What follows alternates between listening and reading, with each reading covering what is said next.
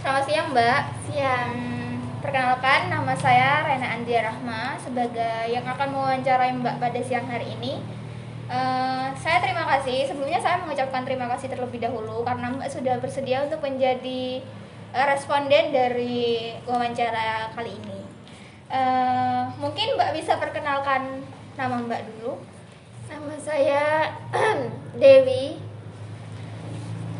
Umur 20 tahun. Mahasiswa psikologi semester 4. Oke, jadi pada siang hari ini kita akan ngobrolin suatu topik dengan tema belajar di era pandemi ini. Kemudian judul dari penelitian saya sendiri adalah gambaran stres pada mahasiswa di era pandemi. Jadi ada beberapa hal yang akan saya tanyakan kepada Mbak terkait hal tersebut. Ngomong-ngomong nih soal belajar di era pandemi, banyak mahasiswa dan mahasiswa yang berkeluh kesah terkait dengan stres itu tadi. Banyak mahasiswa yang mulai resah gitu dan akhirnya stres akibat dari belajar pandemi itu sendiri. Nah, di sini saya akan bertanya kepada Mbak sebagai salah satu responden saya yang merasa, kan Mbak juga merasa bahwa Mbak merasa nggak kalau belajar pandemi ini mengakibatkan Mbak sendiri itu stres? Iya, sering.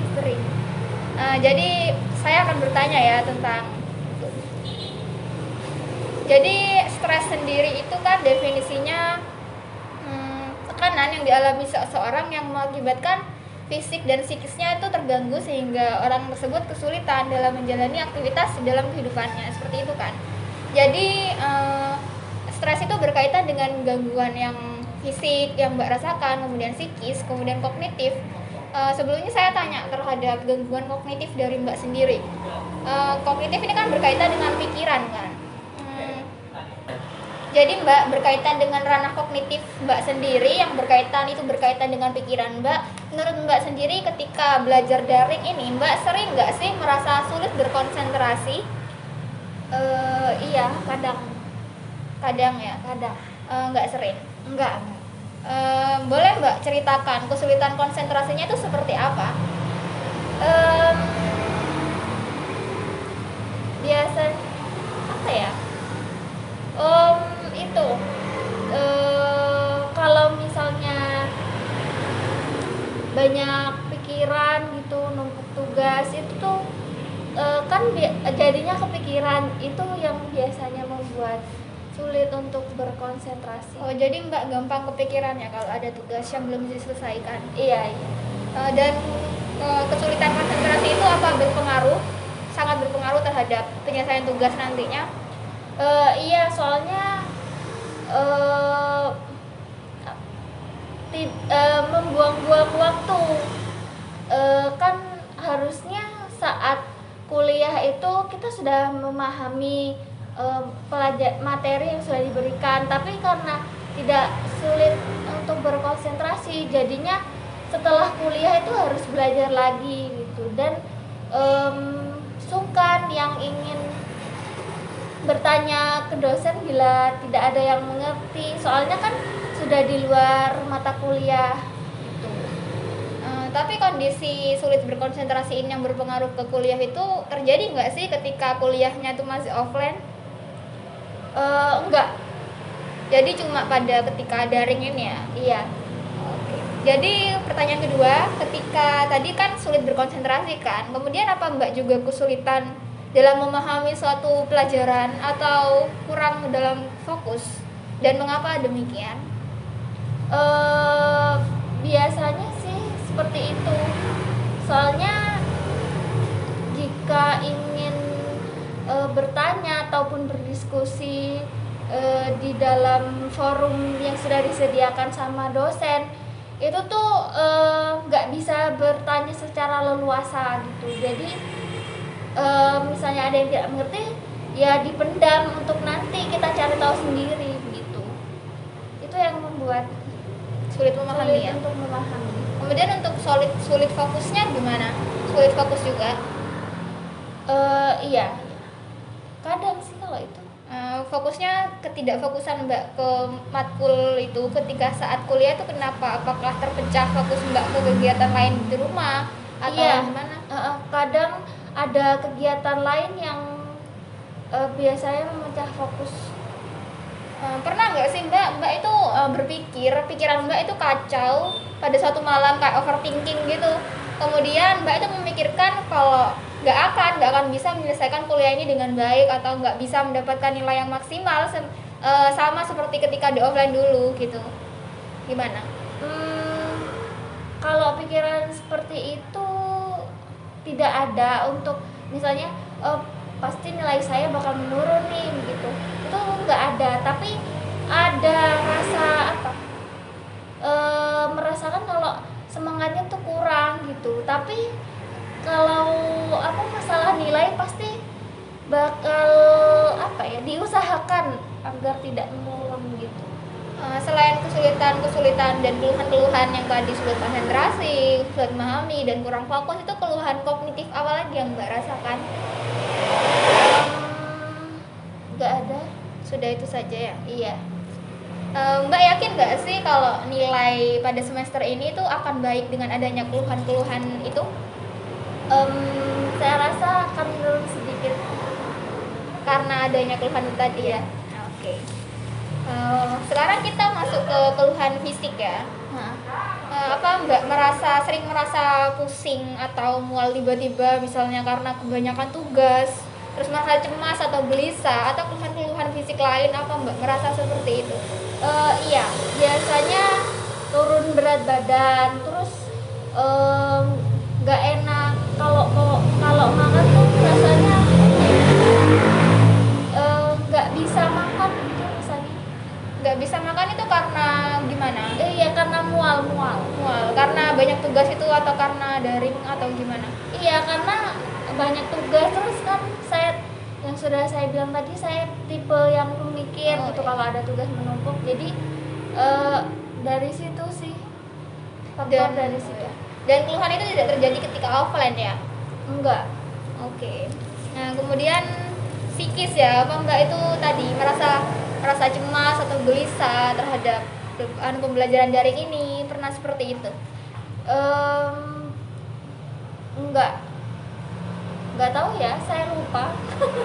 Kemudian apa Mbak pernah merasa sedih gitu, tiba-tiba sedih karena akibat dari daring ini yang akibat stres itu menyerang psikis Mbak? Kalau dari daring sendiri tuh nggak ada, tapi kalau dari faktor luar itu ada. Faktor luar yang bukan daring? Iya. Oke. Keluhan-keluhan apa lagi Mbak mungkin yang Mbak rasakan, seperti mungkin susah tidur atau yang lainnya? Yang saya rasakan tuh nggak ada sih, cuma gimana ya, semangatnya tuh kurang gitu kalau daring tuh dibandingkan dengan offline gitu. Mungkin karena nggak berkumpul sama teman-teman gitu, jadinya apa ya, faktor untuk bahagianya tuh kurang gitu. Dan kalau Mbak sendiri di rumah itu jarang ya ketemu sama teman-temannya? Jarang, saya selalu di rumah. Oke. Itu kenapa kok sering ke rumah, nggak pernah keluar? Karena saya malas aja, betulan, mager. Oke, ketika kita sudah membicarakan permasalahan kognitif, psikis dan juga fisik tadi, permasalahan apa sih yang berkaitan juga sama diri Mbak ketika daring? Kalau menurut saya lebih banyak ke konflik waktu kerja kelompok gitu ya. Soalnya saya merasa saya sudah maksimal gitu, tapi teman-teman kelompok saya tuh tidak bekerja maksimal, jadi saya harus bekerja secara ekstra gitu. Jadi kayak kesannya tuh saya semua gitu, dan bebannya tuh ke saya semua. Jadi itu sih yang bikin gimana ya, nggak nyaman gitu. Kalau itu berkaitan sama teman mungkin ya Mbak, Iya. teman kuliah gitu. Kalau misalnya berkaitan sama keluarga, mungkin keluarga yang tidak mendukung adanya pembelajaran daring ini sehingga mengakibatkan stres itu semakin berlanjut, keluhan-keluhannya itu ada? Ada sih, mungkin karena gara-gara terlalu banyak di rumah dan tidak pernah berkumpul dengan teman-teman, jarang bercerita, jadinya saya tuh selalu merasa kesepian.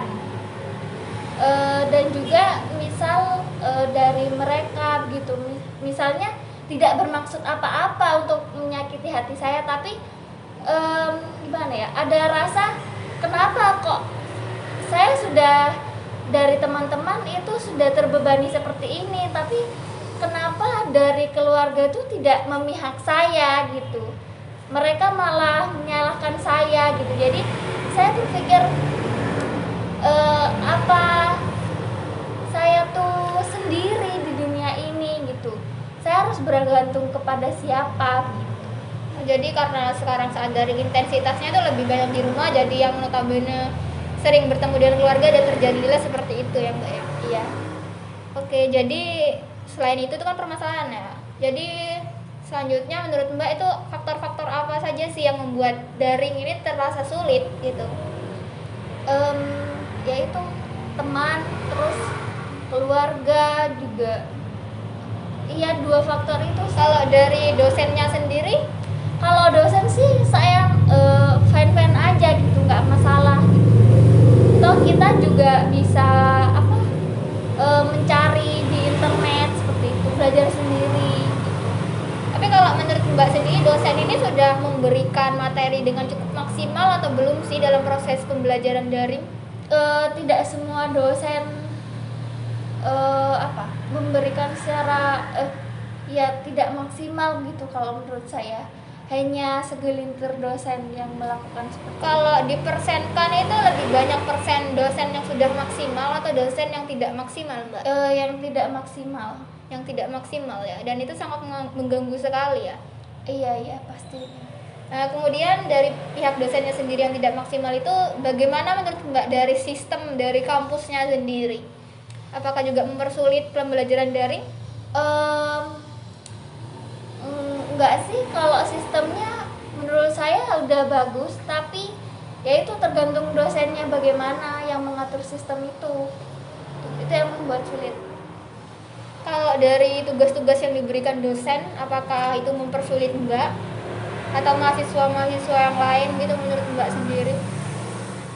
Kan mungkin kalau misal kepribadiannya emang rajin banget gitu ya, itu bisa meskipun deadline-nya mepet gitu. Tapi kalau untuk saya sendiri itu terkadang ada dosen yang memberikan tugas itu waktunya seperti di luar nalar gitu. Jadi saya tidak mengerjakan tugas dengan maksimal. Nah, kemudian dari keluhan-keluhan fisik, psikis, dan juga kognitif tadi, bagaimana sih upaya Mbak dalam mengatasi itu semua? Biasanya kalau dari perasaan saya sendiri, hal seperti itu nggak perlu diumbar-umbar gitu.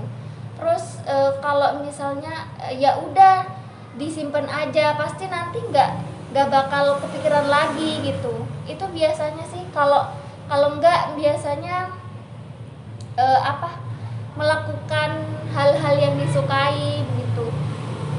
Tapi konsekuensi dari menyimpan itu sendiri emang misalnya hari ini kita udah nggak merasakan seperti itu, tapi jika ada pemicunya lagi itu tuh bakal nambah gitu, nambah perasaannya tuh nambah. Kalau nambah gitu gimana upaya Mbak lagi? Enggak, ya itu terus diulang-ulang sampai nambah. Soalnya saya nggak tahu mau membicarakan ini kepada siapa gitu, karena kayak seperti nggak ada yang mendukung. Kemudian selain dari itu kan dari psikis ya Mbak ya, cara Mbak mengatasi keluhan fisik itu sendiri, misalnya kayak tadi pusing, mual gitu, gimana? Biasanya saya minum obat Dan itu iya. pasti langsung sembuh? Iya, soalnya kalau saya tuh nggak ada langsung cocok gitu dengan obat ini obat itu gitu.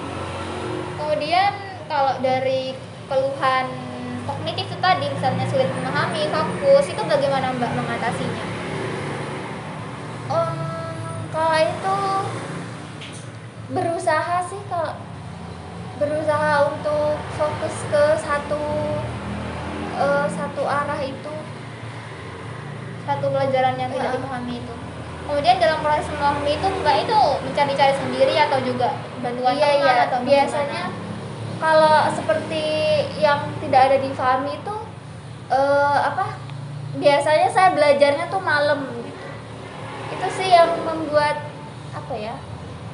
turun berat badan juga. Nah, tapi malam itu Mbak mudah konsentrasi ya? Iya. Tidak terpecah fokusnya daripada pagi Enggak, yang bising. karena lebih tenang gitu. Tapi konsekuensinya itu tadi seperti turun berat badan gitu Iya, ya. kurang tidur. Kemudian tadi kan ada masalah terkait kelompok ketika ada tugas kelompok Iya. gitu. Bagaimana cara Mbak mengatasi permasalahan yang ada tersebut? Biasanya ya gimana ya, kalau kelompok kalau nggak ada yang berjalan gitu, nggak ada yang memimpin gitu, pasti mereka akan terus seperti itu. Jadi saya harus bersikap tegas kepada mereka gitu, meskipun sebenarnya saya nggak suka memimpin seseorang gitu, saya nggak terlalu suka. Oke, dari sikap Mbak yang tegas itu pernah nggak sih terjadi cekcok akhirnya besar sehingga tugasnya itu nggak selesai akhirnya gitu? Kalau cekcok pasti ada gitu, tapi nggak sampai yang besar gitu. Soalnya saya kan orangnya gimana ya? Kalau saya punya yang tidak sesuai dengan ekspektasi saya bakalan cemas gitu kalau itu tidak terpenuhi. Tapi saya tidak memaksakan kehendak saya gitu. Jadi emang kependam sendiri gitu. Tapi kalau misalnya ini tuh tidak bisa dibiarkan gitu, saya harus memegang argumen saya gitu. Tapi kalau misalnya dia memang mempunyai argumen yang kuat buat mengalahkan argumen saya, ya saya bisa terima gitu kalau ada percekcokan seperti itu. Oke, jadi terkait tadi masalah keluarga yang mengakibatkan Mbak stresnya lebih lanjut itu, upaya Mbak dalam mengatasi itu bagaimana? Sampai sekarang belum ada upaya. Belum ada upaya. Tapi kalau untuk mengurangi stres Mbak itu sendiri, kalau mengurangi stres itu sendiri, terkadang saya tuh masa bodoh gitu, sama misalnya ditegur gitu, saya nggak terlalu ngedengerin. Soalnya kalau misalnya saya ngedengerin, nanti masuk ke hati dan pikiran saya jadi terganggu seperti itu. Jadi ya solusinya hanya seperti itu untuk sekarang. apa Mbak tidak mengalihkan pikiran ke hal yang Mbak sukai atau seperti itu? Iya, kadang kalau misalnya udah berat gitu, pasti saya mencoba hal-hal yang saya sukai untuk membangkitkan semangat saya. Oke. Kalau menurut Mbak sendiri nih, sekarang kan Mbak semester berapa? Semester 4. Kalau dibandingin antara semester 4 dan semester sebelumnya itu lebih susah mana? Lebih susah semester ini. Kenapa itu alasannya Mbak?